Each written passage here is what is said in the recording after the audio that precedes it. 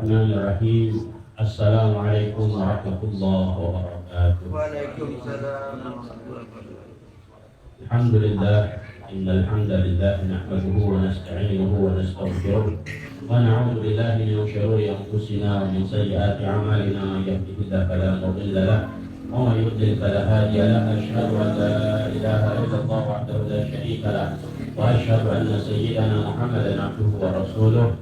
Allahumma salli wa sallim wa barik wa karrim wa hatim ala sayyidina wa nabiyyina wa syafi'ina wa qurrati a'yunina sayyidina Muhammadin Ustahi bab rahmatillah adada ma bi'ilmillah salatan wa salaman daimaini bidawami walillah wa ala alihi wa sahbihi adada kulli daratin alfa marrah.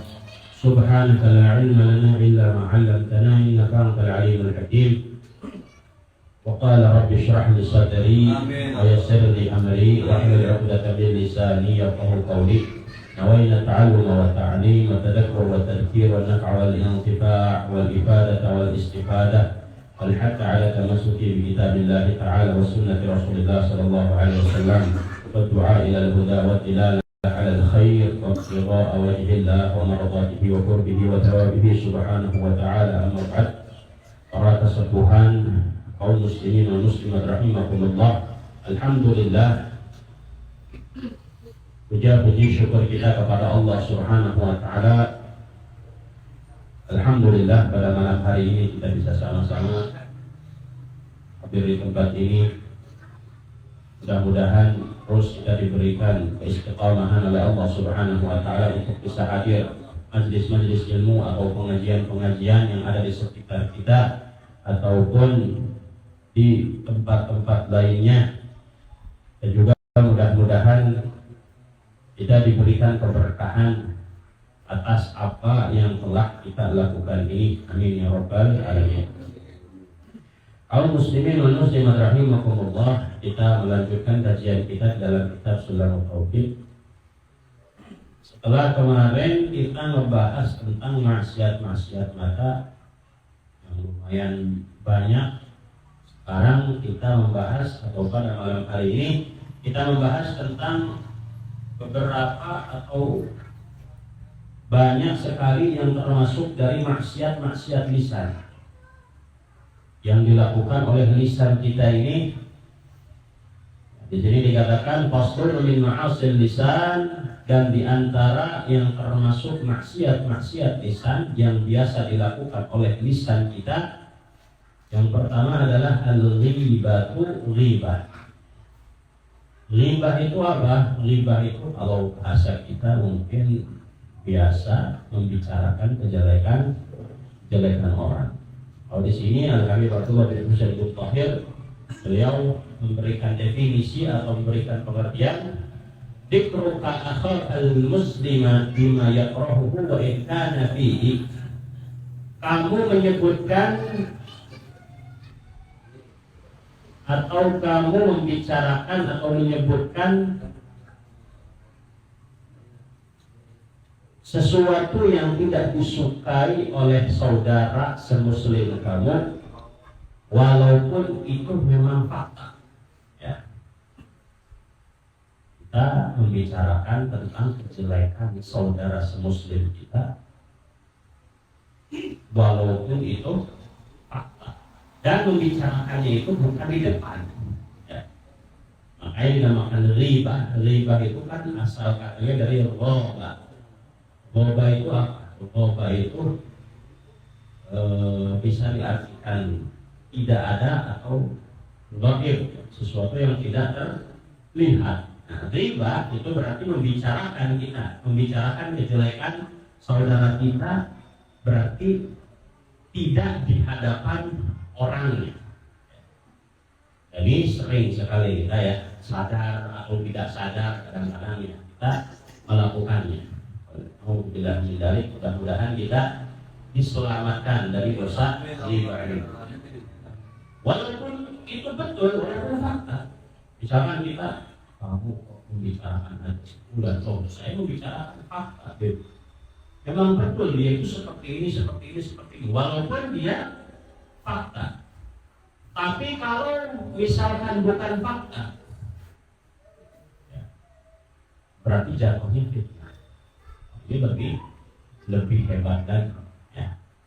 Ini lebih besar lagi. Berarti kita sudah sampai ke arah ke fitnah lagi, bukan riba. Jadi kalau kita menyebutkan atau kita membicarakannya ini fakta dan di belakang orang yang kita bicarakannya, berarti itu riba. Tapi kalau kita membicarakannya di belakang dan itu tidak ada sama sekali pada orang tersebut, maka itu namanya fitnah. Terus kategorinya atau yang termasuk riba itu di dalam hal apa saja? Banyak ya. Di antaranya adalah kekurangannya, entah itu kekurangannya di badannya atau di dalam nasabnya, garis keturunannya, si etama keturunan preman misalkan, si etama keturunan teroreng pati misal, si etama keturunan orang-orang yang biasa mabuk-mabukan. Kita membicarakan seseorang, tapi kita nggak membicarakan orangnya, tapi kita membicarakan garis keturunan orang sini, ya, orang ini. Ini orang ini, kalau kamu tahu, dia itu turunannya si ini si orang ini kakek ini turun orang-orang ahli mas, awas dan lain sebagainya, misalkan seperti itu. Ini riba juga sama. Atau apa?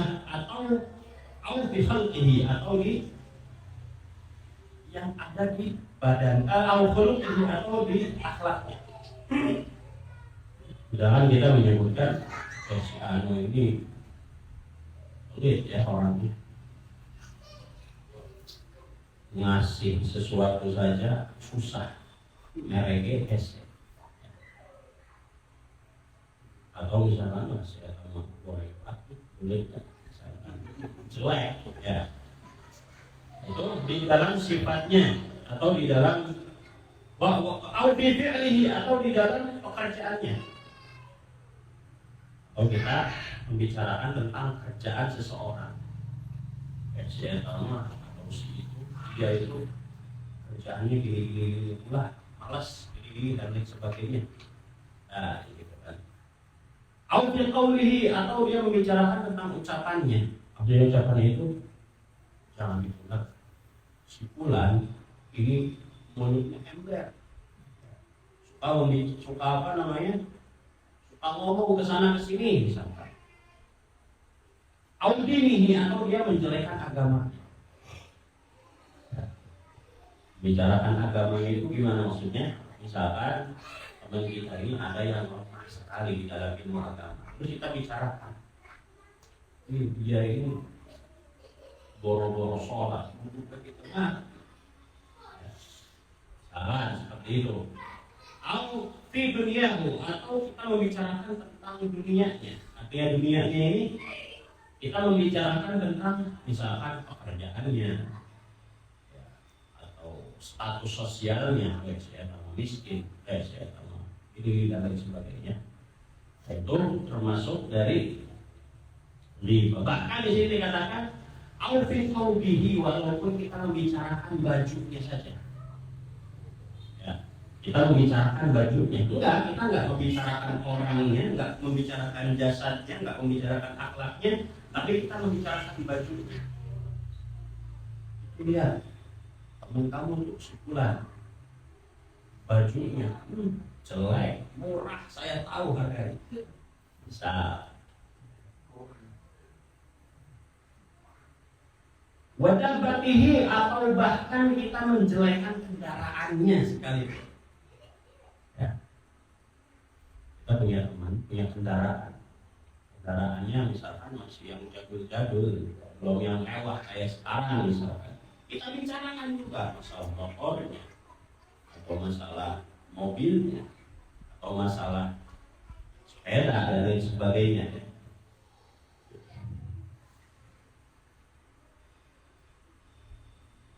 Wa in kana fihi, walaupun ada sifat-sifat itu pada diri orang tersebut. Nah, sebagaimana dalam hadis Nabi Muhammad SAW mengatakan, "Irtabtum akhakum," kalian membicarakan saudara kalian, kata Nabi. Qalu ya Rasulullah, qulna ma fihi. Wahai Rasul, jadi ketika para sahabat bersama Rasulullah SAW, Rasulullah ini melihat di antara sahabat ada yang sedang membicarakan sahabat yang lain. Akhirnya Nabi Muhammad SAW mengatakan, kalian ini sekarang sedang membicarakan saudara kalian, ya. Kata para sahabat, ya Rasul, qulna ma fihi. Wahai Rasul, kita ini membicarakan apa yang betul-betul fakta yang ada pada dirinya. Memang orangnya seperti itu, wahai Nabi. Nah, ini banyak sekali ya di antara kita yang seperti itu. Bahkan kita sendiri nggak sadar. Kita sendiri nggak sadar bahwasanya kita membicarakan orang tersebut atau menjelek-jelekan orang tersebut. Bahkan kadang-kadang suka ada ucapan kayak gini, maaf nih, bukannya saya ngomongin, padahal dan memang saya ngomongin. Ya, maaf nih, saya bukan ngomongin kejelekannya nih, maaf.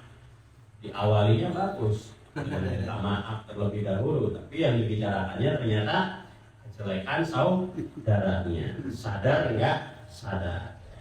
Mau misalkan mau dengan ucapan, mau dengan kalau zaman sekarang dengan chatting ya, atau dengan teleponan, maupun dengan tulisan, sama. Walaupun isyarat, dikatakan walaupun isyarat itu gimana? Jangan ada orang nih, kita lagi berdua, ada orang tiba-tiba datang, memiliki maaf bau badan. Kita main mata sama teman kita, kita main mata sama teman kita. Nah, itu sama juga ya, termasuk jadi walaupun seperti itu. Ya. Itu yang pertama, yang termasuk maksiat lisan.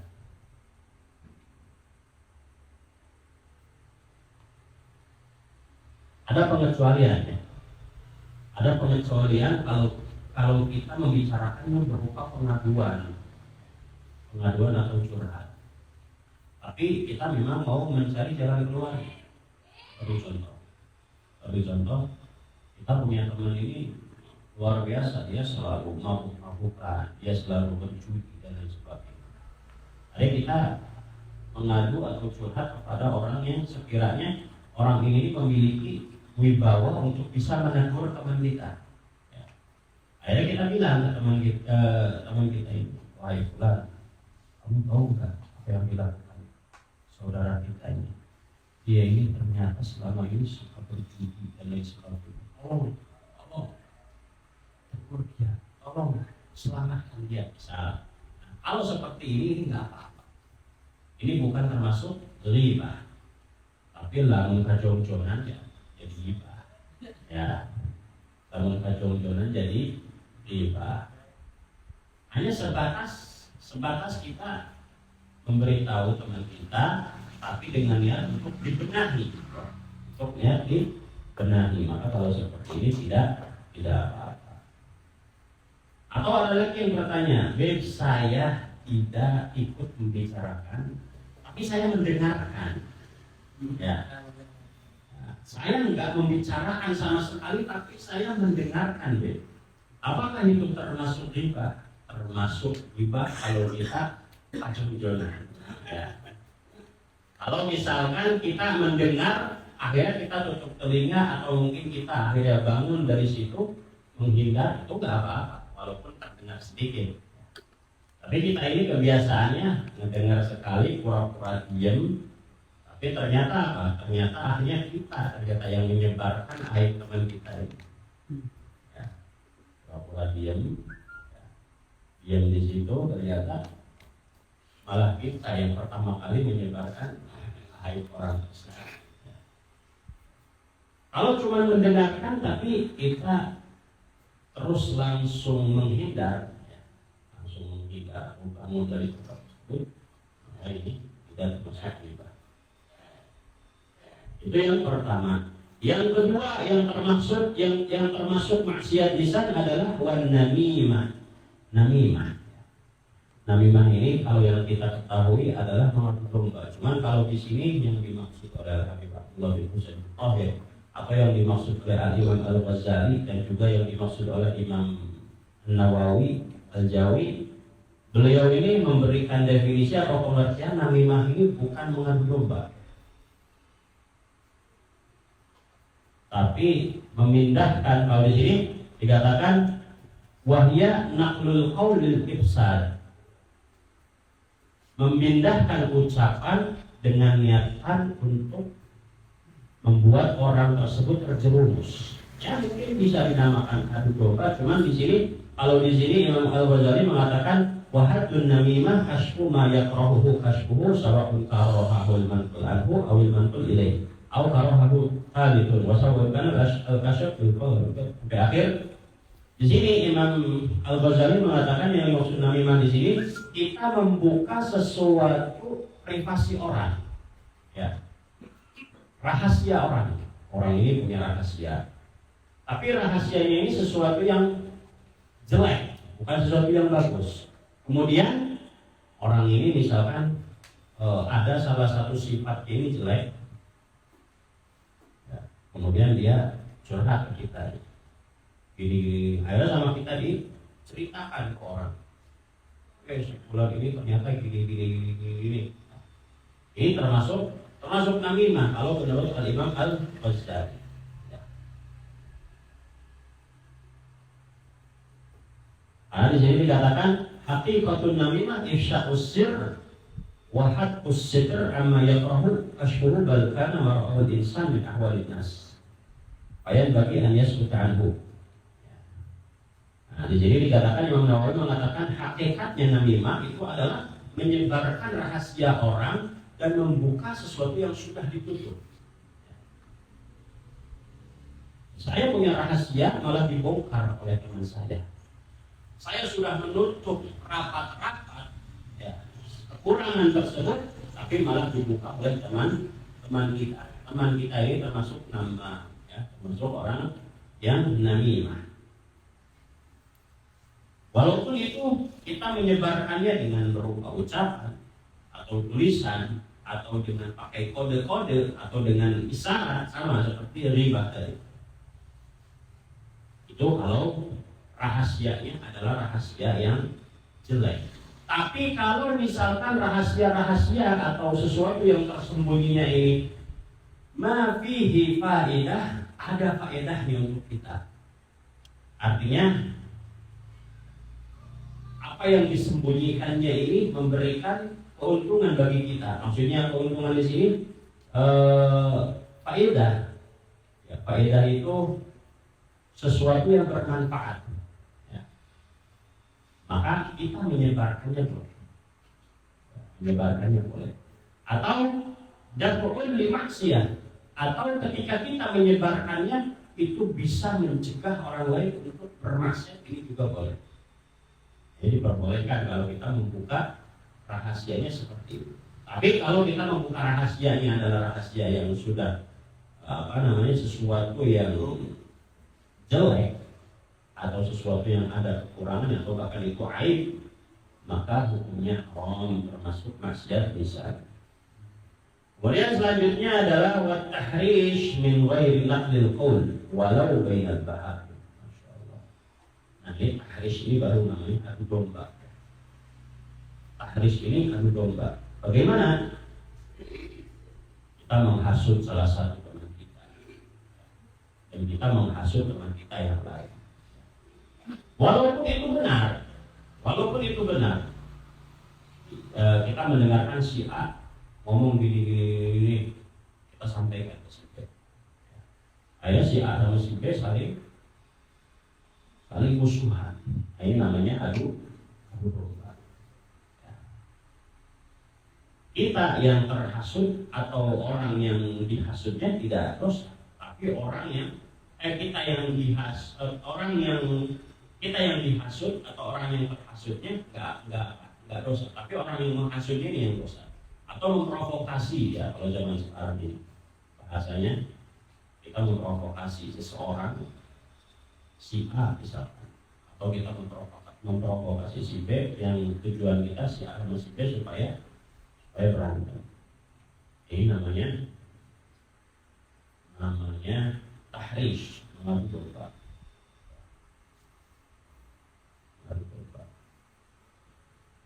Di sini dikatakan walau bainal bahaim, walaupun itu kita menghasut atau mengadu dombanya di antara binatang. Mengadu biasa, diadu secara dohir ya, antara misalkan kambing dengan kambing, anjing dengan anjing, atau anjing dengan babi, diadu kan, atau ayam dengan ayam diadukan, itu juga hukumnya haram ya.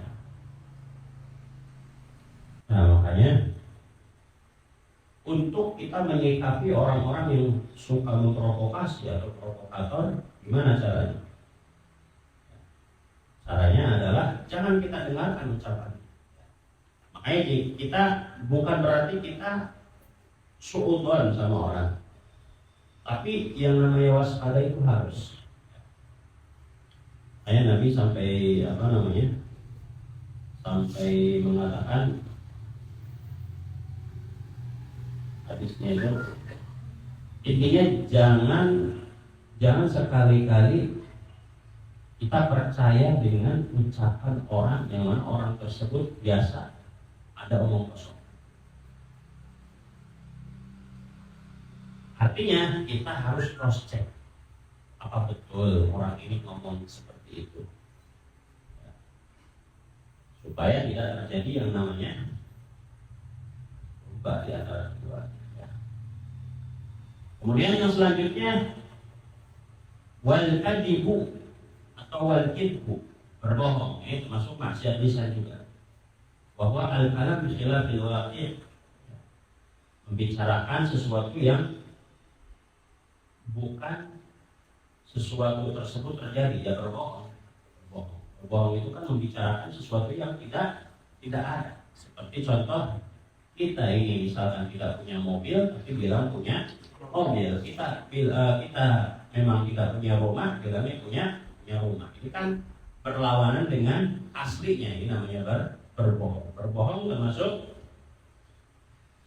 termasuk maksiat lisan. Bahkan ini dikatakan bahwa min qaba'ihid dzunub, dosa yang paling buruk.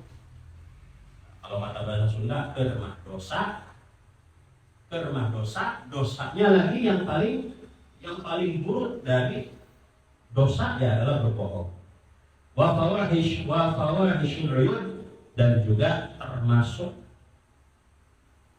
aib yang paling rendah. Bukan ini berbohong ini ya. Ini dikatakan Nabi Muhammad SAW bersabda, innal kadhiba babun min abwabin nifaq. Sesungguhnya berbohong adalah salah satu pintu dari pintu-pintunya munafik. Tidak ada kadzaba. Orang munafik itu kalau dia berbicara, maka berbicaranya berbohong. Nah, di sini lagi dikatakan Muhammad alaihi salatu wasallam, Nabi Muhammad sallallahu alaihi wasallam bersabda, al-kadibu yanqusul rizq. Berbohong itu bisa mengurangi rezeki. Karena berbohong ini bisa menyebabkan kebohongan yang lainnya ya. Seperti contoh, kita ini habis, kita nggak kemana-mana ya, cuma terlihat rapi gitu kan pakaian kita, dan kita nggak mau dong gengsi, maka cuma pakai pakaian rapi tapi nggak kemana-mana. Ayo tanya sama orang, misalnya, pakaiannya udah rapi, mau kemana? Padahal dia nggak mau kemana-mana. Ada dia bilang, oh saya mau ke Cirebon. Oh ke Cirebon. Sama siapa? Ini pertama nih, ke Cirebon itu satu dosa. Sama siapa? Sama teman 2. Oh. Naik apa? naik bus 3. Sampai kapan? Seminggu 4. Karena yang namanya berbohong ini akan terus-terusan datang kebohongan yang lain. Makanya hati-hati. Makanya di sini dikatakan min qabaihil dzunub, termasuk dosa, termasuk kejelekan-kejelekan daripada dosa. Dosa ini banyak. Yang paling jelek adalah dosa berbohong. Walaupun itu bercanda ya. Walaupun itu bercanda. Kemudian selanjutnya wal yaminul kadzibah. Bersumpah palsu. Ya, bersumpah palsu mengatasnamakan Allah tapi ternyata palsu. Jadi kita seperti contoh, kita misalkan sedang di dalam persidangan, ya, kemudian kita ini berbohong, padahal kita melakukannya, tapi kita bilang enggak melakukannya. Dan ketika kita disuruh bersumpah, dia berani bersumpah dengan atas nama Allah, nah, padahal dia berbohong. Ini namanya yaminul kadzibah, dia sumpah palsu. Atau bahkan biasa para pedagang, di qaulihi salatu wassalam, sebagaimana Nabi Muhammad SAW itu bersabda, inna tujjar huwal fujjar. Sesungguhnya para pedagang ini, mereka ini sangat buruk sekali. Faqila, akhirnya salah seorang sahabat bertanya, ya Rasulullah, alaysa qad ahallallahu al-tijarah? Wahai Rasul, bukankah Allah Subhanahu wa taala ini sudah menghalalkan kepada kita jual beli? Lalu kenapa sekarang engkau mengatakan jual beli ini adalah buruk? Na'am, kata Nabi. Wa qala na'am, walakinnahum yahlifuna fayatamuna wa yuhaddithuna fayukadzibuna. Ya betul, memang dihalalkan jual beli ini, kata Rasul. Cuman kebanyakan mereka para pedagang ini yahlifuna, mereka bersumpah di dalam jual belinya. Ya, mereka bersumpah fayatamuna, tapi ketika mereka bersumpah, mereka ternyata mendapatkan dosa. Loh kok bisa? Ya ini, dia bersumpah palsu. Contoh. Kita jual suatu barang, modalnya 20.000, kita jual 40.000, ditawar 30.000, kita bilang, tapi Allah dari sananya juga belum dapat 30.000. Banyak ya di antara kita seperti itu. Hati-hati, para pedagang. Kalau memang kita pengen keuntungan yang banyak, ya nggak apa-apa. Ya, cuman jangan sampai bawa-bawa.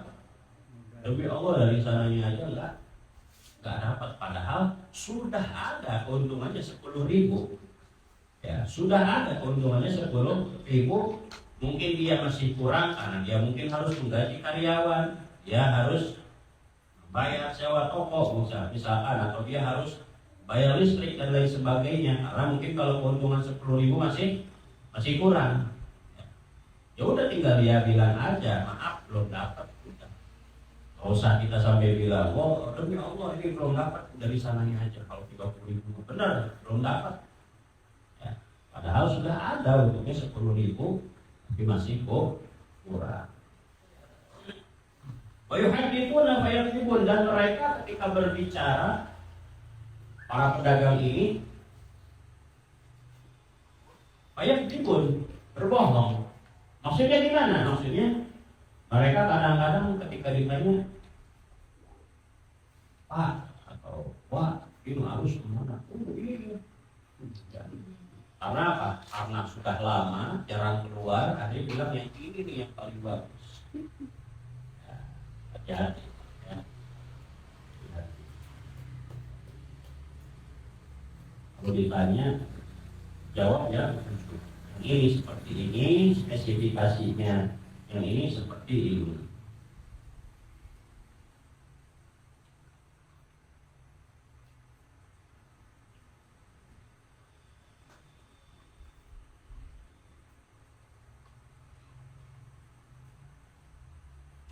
Nah, seperti itu ya. Jadi orang, jadi sampai Nabi mengatakan tujar kembali tujar. para pedagang ini kebanyakan mereka termasuk orang-orang yang berdosa. Sampai para sahabat mengatakan, bukankah jual beli itu halal? Ya. Ini penyebabnya. Al-yaminul kadhibah, sumpah palsu. Terus yang termasuk lagi ke dalam perbuatan maksiat lisan, nah ini kadang kita banyak kan nggak sadar nih. Wa alfadul qadab, ya. Lafaz-lafaz yang bisa menjatuhkan kita kepada qadab. Qadab ini gimana? Qadab ini menuduh seseorang, ya. Menuduh seseorang. Menuduh seseorang apa? Banyak. Bisa menuduh seseorang zina, bisa menuduh seseorang lewat. Lewat itu apa? Lewat itu kalau bahasa kita yang masyhurnya itu sodomi. Kita menuduh seseorang, apalagi kita menuduh seseorang mencuri. Kita menuduh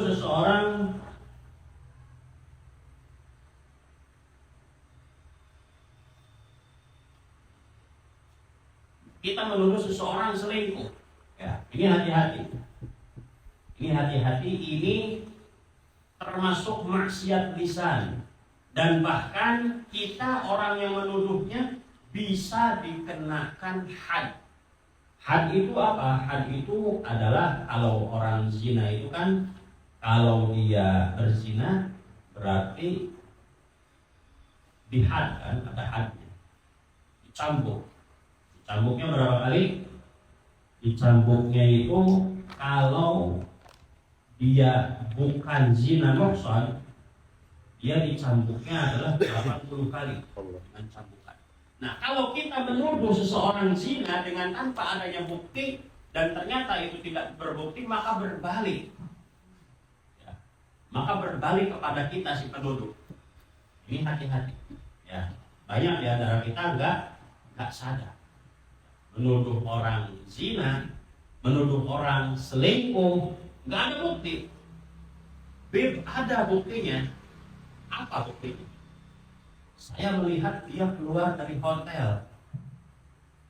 Belum bisa jadi bukti karena zina, yang namanya zina itu buktinya harus 4 orang yang melihat, dan melihatnya ini bukan sekedar melihat dia keluar dari hotel. Maaf. Dia harus melihat pedang masuk ke dalam sarung. Ya. Harus betul-betul terlihat. Ya, karena ini masalah adalah masalah besar, sehingga kita nggak bisa langsung langsung mengatakan itu sih itu sok itu. Nah, kita nggak punya bukti, hati-hati. Ini bisa menjadi maksiat lisan, bahkan bisa jadi di had atau di jilid, ya. Disabet berapa?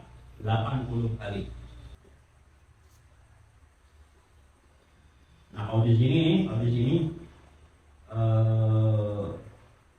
dikatakan wahya kathiratun. Banyak ya yang dimaksud dengan qadhaf ini, banyak. Hasiluha kullu kalimatin tunsabu insanan aw wahidan min qarabatihi ila zina. Menisbatkan seseorang atau saudaranya seseorang kepada perbuatan zina. Fahiyya qadhfun liman nasaba zina ilaihi. Mau secara terang-terangan kita mengatakan kamu zina ya, atau dia zina ya, atau secara kinayah. Kinayah di sini pakai kiasan. Nggak jelas, kita nggak jelas bilang dia itu zina, tapi kita pakai kias, pakai kiasan, pakai bahasa majas. Maka kalau kita tidak terbukti, maka jatuh ke perbuatan zina. Kaum muslimin wa muslimat rahimakumullah. Ya, mudah-mudahan apa yang kita pelajari, apa yang kita kaji pada malam hari ini bisa memberikan manfaat kepada kita. Insyaallah maksiat-maksiat lisan ini kita lanjutkan di pertemuan selanjutnya, karena masih banyak ya.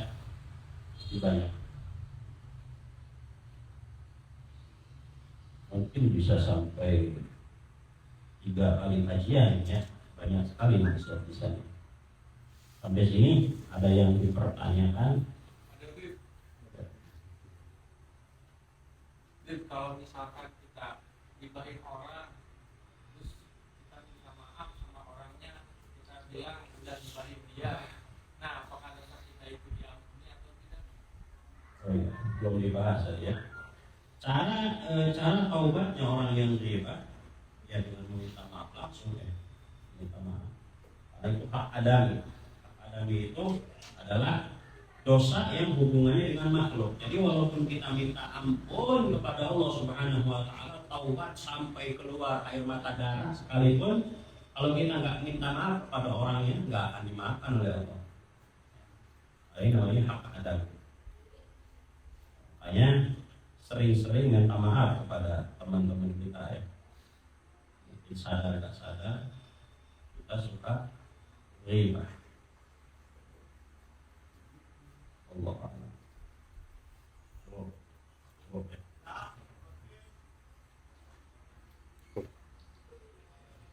Mudah-mudahan apa yang kita kaji pada malam hari ini mudah-mudahan bisa kita amalkan dalam kehidupan sehari-hari yang alamin. Allahumma hdina fi hudak wa ja'alna min ahli kulli wa la quwwata illa billah sibaq wa la taj'alna mimman khalafa amraka wa asaf wa hasbuna Allahu wa ni'mal wakeel. Ni'mal mawla wa ni'mal nasir. Wa sallallahu ala sayyidina Muhammad wa ala alihi wa sahbihi wasallam. Walhamdulillahi rabbil alamin. Assalamualaikum warahmatullahi wabarakatuh.